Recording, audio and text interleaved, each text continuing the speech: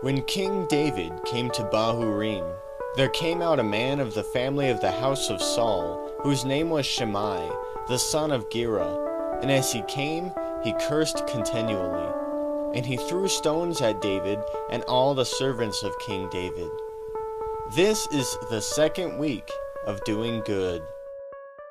Now, Paul's story is very interesting because I said in Acts chapter 7, Paul was present at the stoning of Stephen. Paul was not yet a Christian, and Paul was approving of how they were killing Stephen. Paul was giving them a thumbs up. Yet now, Paul writes this verse, "Yet not I, but Christ that liveth in me." Now, I want to take you to another passage of Scripture. I'm not going to turn there. I'm just going to tell you what happened. Do you remember the story of when Paul became a Christian?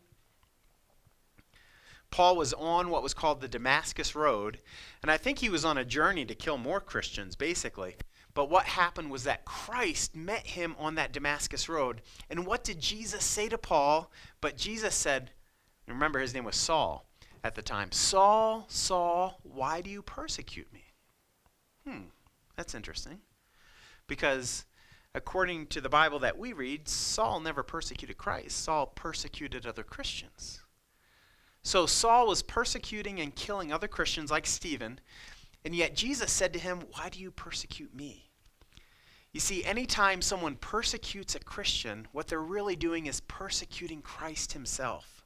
Jesus didn't say, "Saul, Saul, why are you persecuting my children? Saul, Saul, why are you persecuting Christians?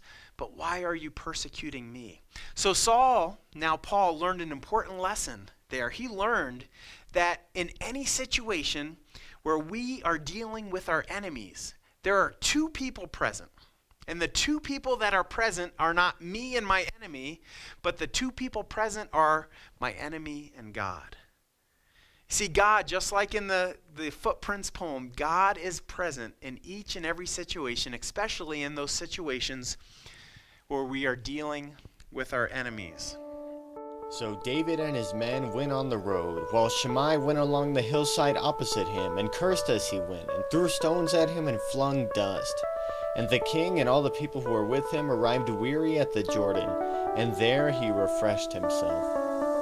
For more information on the .w discipleship groups, visit dotheword.org.